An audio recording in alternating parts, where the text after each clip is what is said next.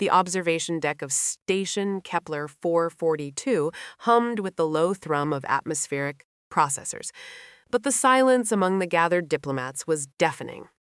Jennifer Hayes pressed her palm against the reinforced Plastel viewport, watching the emergency medical shuttle dock in Bay 7.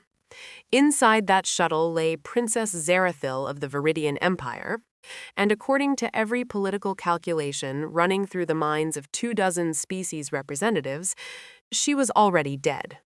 Not literally, not yet, but politically, diplomatically, strategically, the princess was a corpse waiting for burial.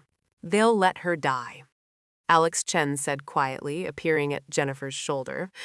Her fellow xenobiologist had always possessed an uncanny ability to read the room, even when that room contained beings whose facial expressions evolved on worlds hundreds of light years apart. The attack was too convenient, Jennifer replied, watching the docking clamps engage with mechanical precision. 3 days before the trade summit, the Empire's chief negotiator gets caught in a terrorist bombing that just happens to leave her alive but critically injured. Every species here is calculating whether helping her brings them closer to the Veridian military machine or paints a target on their backs. Through the viewport, she could see the medical team, all human, she noted, carefully extracting the containment pod. Princess Zarathil's crystalline physiology required a precisely calibrated mixture of noble gases and electromagnetic fields to survive. The bomb had shattered her lower torso's lattice structure, and without immediate intervention using rare earth synthesizers, her consciousness matrix would decohere within 72 hours. Station Medical has the equipment, Alex said, his dark eyes reflecting the shuttle's navigation lights. The synthesizers, the quantum stabilizers, everything she needs, but not the authorization. Jennifer turned from the viewport to survey the observation deck.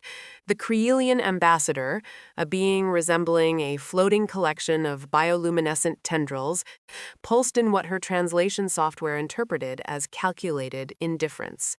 The Sothian delegation, massive beetle-like creatures whose carapaces held more computing power than pre-FTL Earth's entire internet, clicked and chittered in encrypted bursts, definitely coordinating their response. Even the Tausidians, humanity's oldest allies among the stars, seemed to be performing complex political calculus. None of them would move to help. The mathematics of galactic politics were brutally simple. The Veridian Empire had enemies, and those enemies had long memories.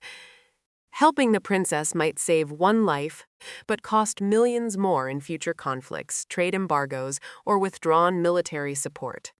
Someone has to authorize her treatment, Alex pressed. We have a treaty of medical neutrality.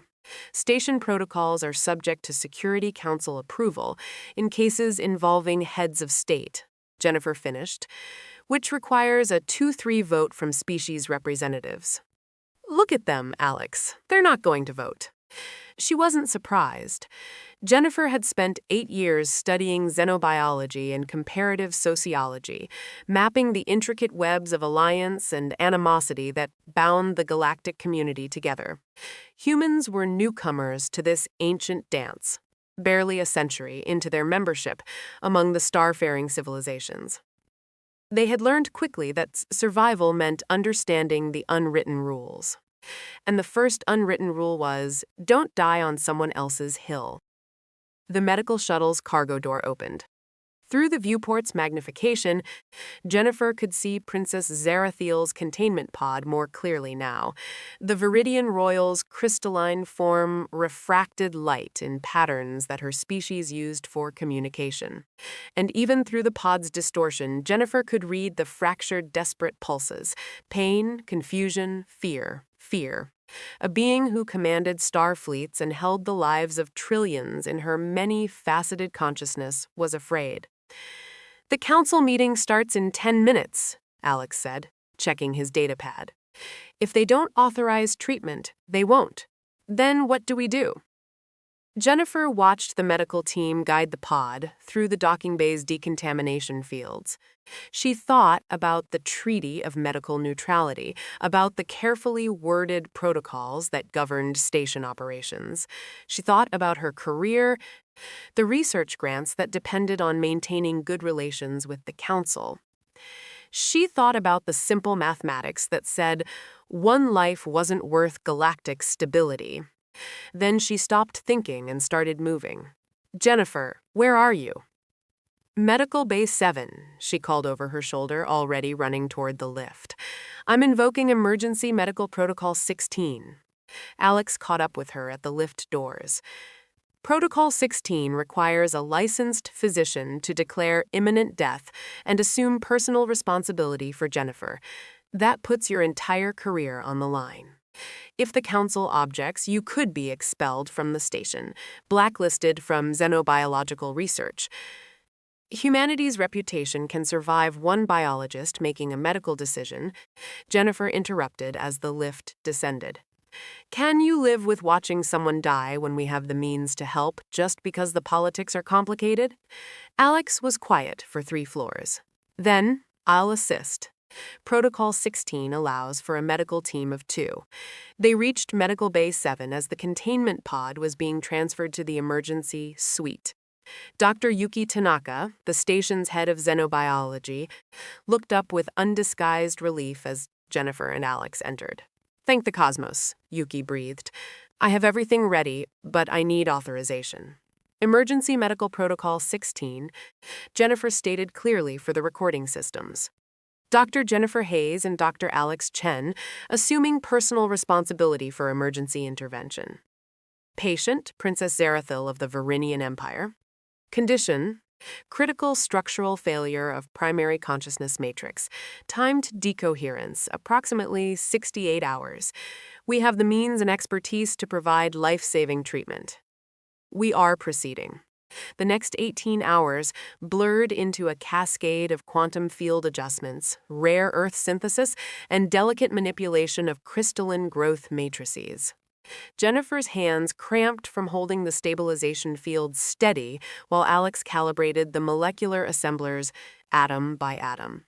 Yuki coordinated the support systems, maintaining the precise environmental conditions that kept the princess's consciousness from unraveling. When Princess Zarathil's crystal lattice finally stabilized, pulsing with the steady rhythm of Veridian health, Jennifer collapsed into a chair and realized her career was likely over. The Security Council's response came 6 hours later. Formal reprimand, violation of protocol, political complications with 4 major civilizations, but also recognition of successful medical intervention under Emergency Protocol 16 and an unexpected message from the Veridian Empire's Medical Corps expressing gratitude and requesting collaborative research opportunities. Alex found Jennifer in the observation deck watching the stars wheel past the station's rotation. "They're calling it the human impulse," he said, settling into the seat beside her. "The tendency of humans to act on moral conviction, regardless of calculated outcomes. The Council doesn't know whether we're admirably principled or dangerously unpredictable." Jennifer smiled faintly. "Maybe both. The princess wants to meet us when she's strong enough." Through the viewport, Jennifer could see the vast tapestry of galactic civilization. Thousands of species, millions of worlds, all bound together by treaties and traditions and carefully calculated political positions. Humanity had joined that tapestry as students, learning the ancient rules of engagement. But maybe, she thought, some rules were worth breaking. Maybe choosing to stand beside someone who needed help, regardless of the political cost, was the most human thing of all. And maybe that was exactly what the galaxy needed to see.